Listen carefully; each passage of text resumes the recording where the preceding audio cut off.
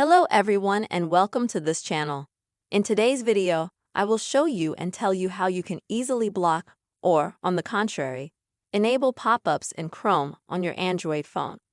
Please subscribe to our channel, put your likes and comments. And let's get down to our topic.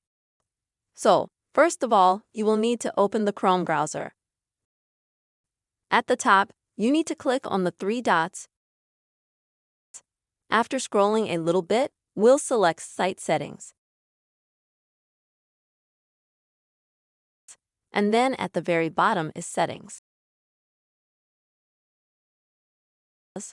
Scroll down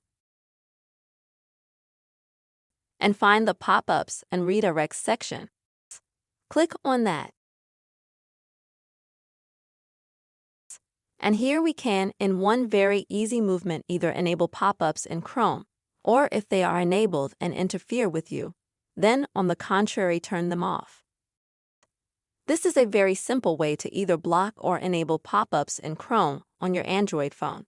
I hope this video has helped you. Please subscribe to our channel. Don't forget to put likes and also write comments. See you soon.